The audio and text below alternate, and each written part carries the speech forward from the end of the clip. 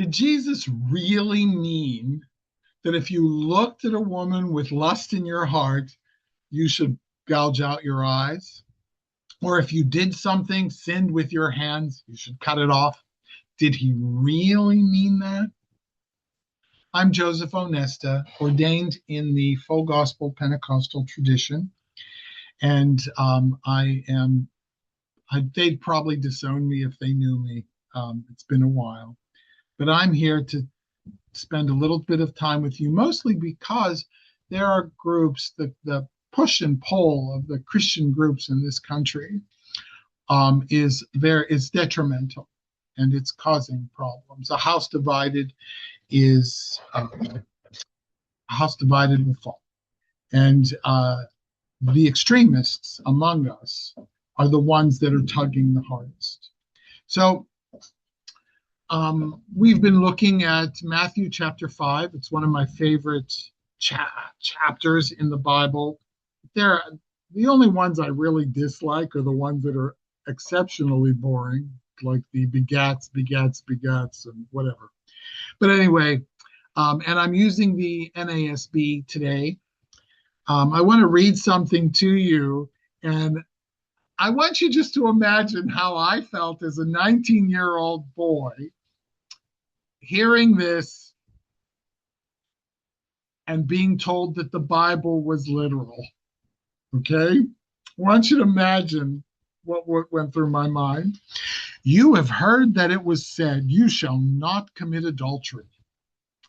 But I say to you that everyone who looks at a woman with lust for her has already committed adultery with her in his heart.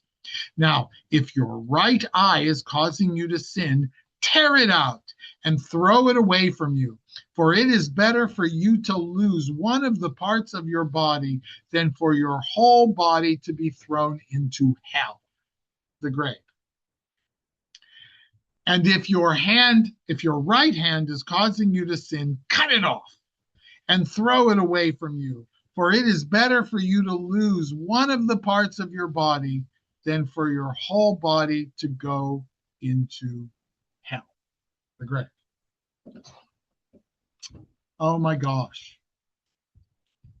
I'm 19 years old. I'm in college. I'm sitting in a fellowship that is at least 50% male. And they're telling me, they're teaching me, right? They're telling me that that we're talking about masturbation is a sin. Maybe at that particular lesson we would have separated boys and girls, males and females. Masturbation is a sin. I lived in community. I mean, I lived with other people in my fellowship because we supported each other. We prayed in the morning. It was nice.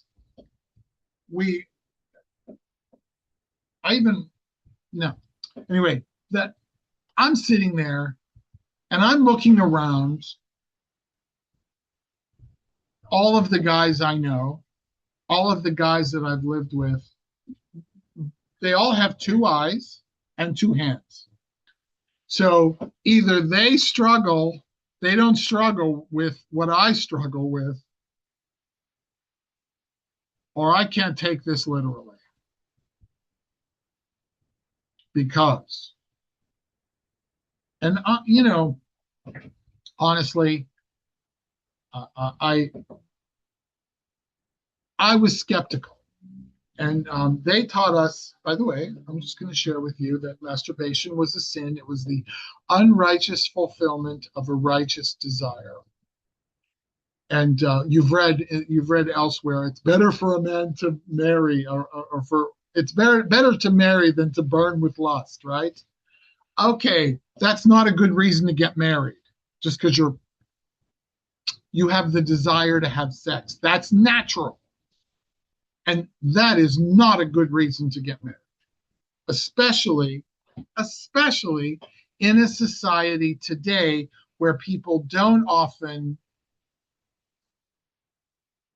have arranged marriages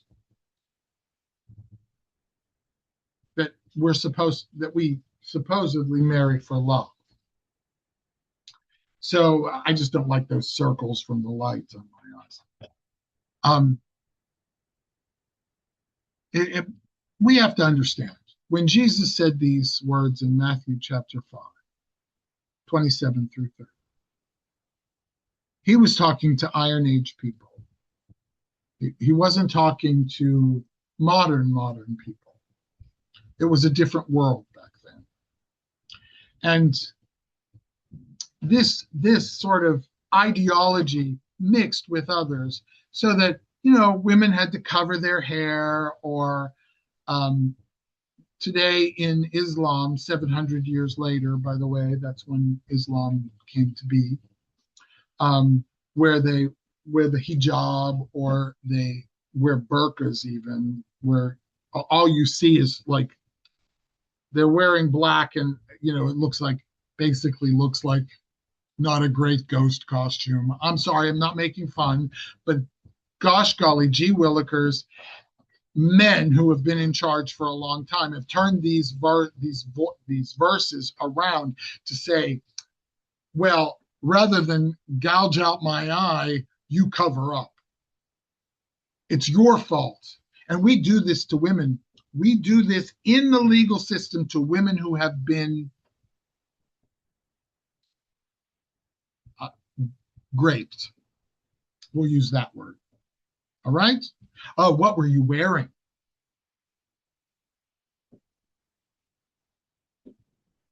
What?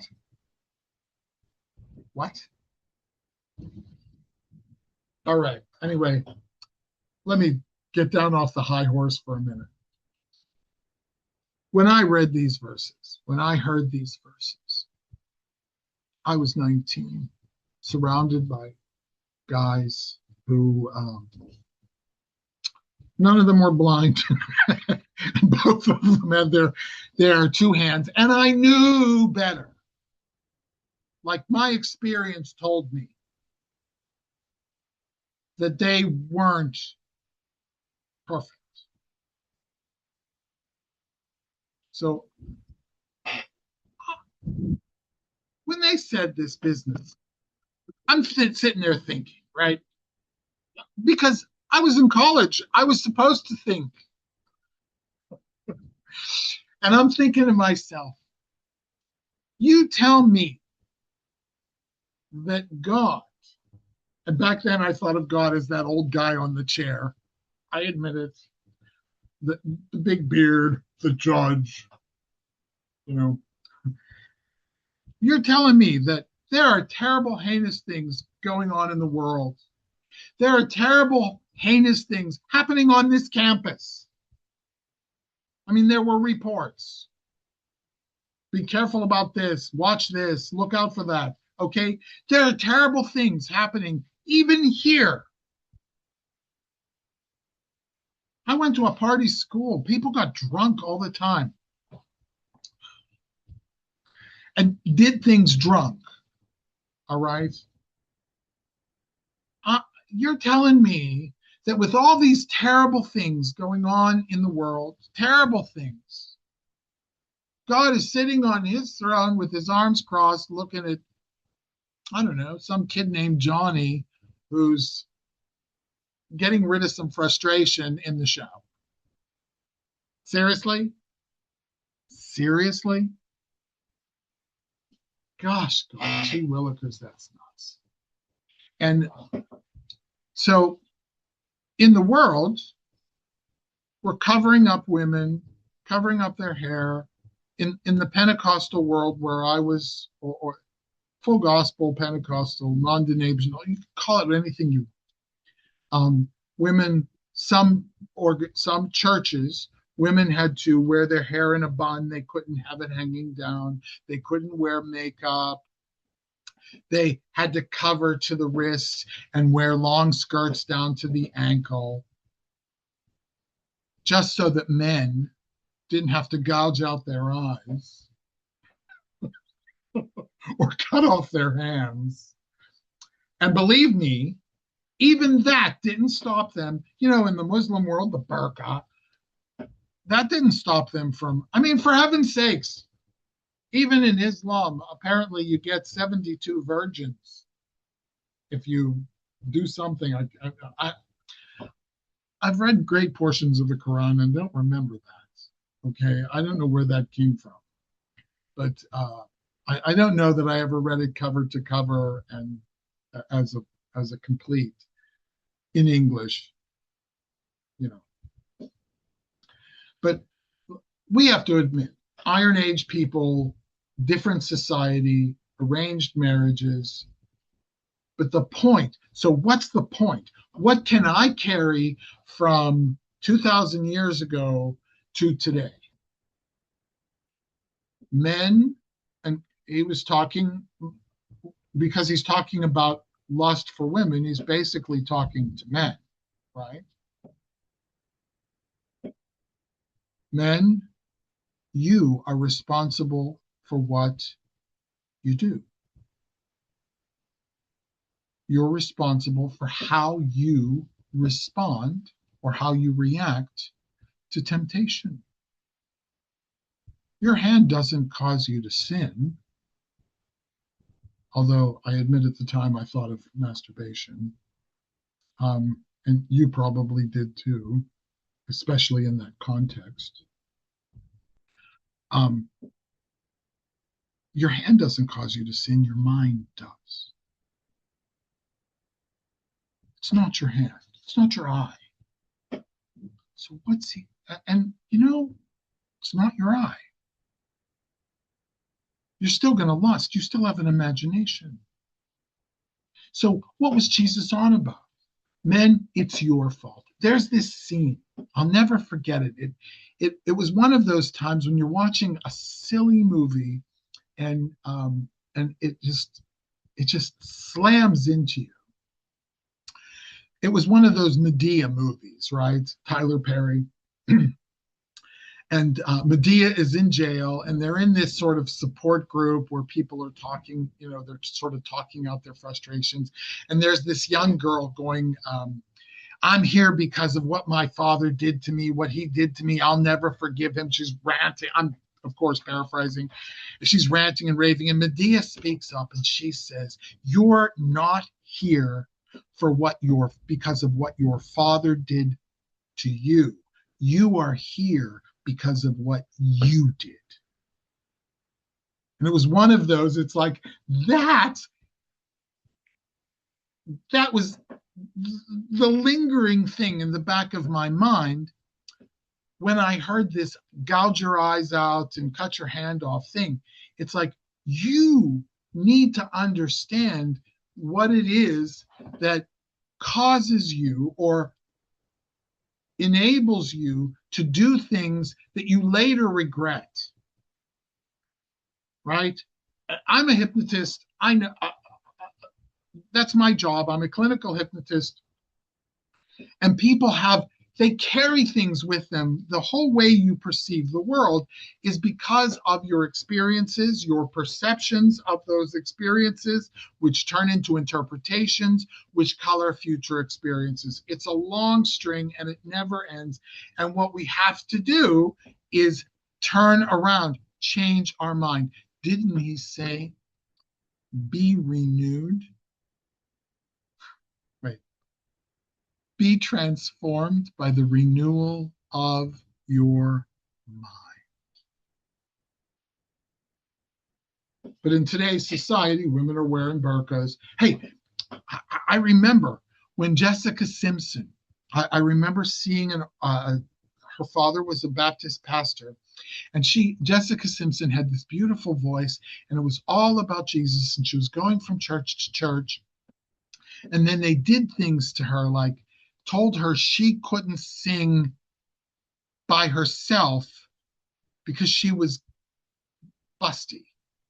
And she might tempt the boys in the congregation to lust. So she can't sing. Or put her in the back of the choir. She wrote a book. open book, I think. But she talks about this. And her father was a Baptist minister. But the interview was him talking, and he said, I'm going to paraphrase because I couldn't find it. I was going to look it up. My daughter is being punished because God gave her breasts. And it's like, wow. And you can see this everywhere. You can this group of Christian nationalists who believe that women should be at home. The only place they go outside is the grocery store and the church. I mean, they don't say exactly that, but it's basically, you don't work, you don't vote, you don't do any of that stuff. And yeah, it's vile to me. It's not Christian. Christian women in the church, in the original church, were quite prominent, although men have scrubbed a lot of it out of the scriptures. But they were quite prominent. They were leaders. This is Bible history. And you're not getting it because you're getting the doctrine, the dogma, but not the truth, not the whole truth. The whole truth. All right. So the point that I'm making is I no longer carry in my mind a list of sins that can put you into hell. And I don't look anymore at other people and judge them for what I once perceived as sin. And I learned, and once the only way I can do that is to understand myself and to know, like when I was 19 in men's group, sitting there listening to this lecture and discussing it with my brothers, I understood it. I understood that this wasn't literal. I also understood that it was my responsibility.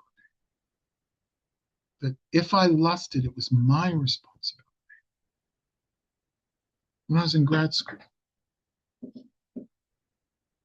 half my cohort, I mean, and we were a pretty big cohort. Most of my cohort was either Middle Eastern or Chinese. My best pal friend was Chinese. But I got along with everybody. They were great. And there was a guy, I think he was from Sudan, if I remember correctly, but he asked me, he said, "Tell me, Joseph." I'm trying to get the accent, but I can't. "Tell me, Joseph, you have friends with women?" "Yes." I said, "Yes." "Is it sexual?" This was a private conversation. "Is it sexual?" I said, "No." Of course not. And, I told him, I said, when I am friends with a woman, it's not because I think she's pretty. When I'm friends with a woman, it's just like she's a friend. She's a human being. I like talking to her. I like, she's like a sister to me. And of course, sister was the language we used in fellowship. And so she's like a sister to me. And yes, there were women, we were in our late teens, early 20s, and there were people who were pairing up, right? So I know that it's normal to be attracted to someone, to want to perhaps date them, and that you could do it without going too far, at least at first. Some of them went too far. But all right. I but the point is that with the rest of them, there isn't that thing, and he didn't understand it because in his society, the separation of women in from men was clear, and that those lines didn't cross. So how do we take this and put it to today? I think the message is quite clear, and the message today is for Christian men: take responsibility for what you think. And if what you think causes you to behave in an aggressive, abusive, angry, controlling, vile way toward anybody, change it. Move toward love, not hate. Move toward peace, not anger or conflict. It's quite simple because the sin happens in the hate. This, God is love, and if it isn't really love, it isn't really God. I don't. And tough love is something we created in the 70s or 80s. So forget it. Love the sinner, hate the sin.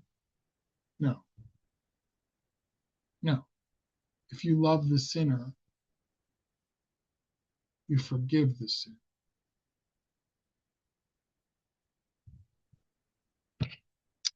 August 2nd, 2026.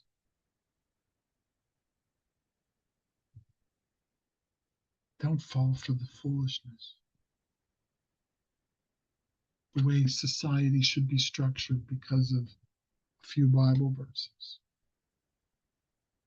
It's never meant to be like that. Happy Sunday.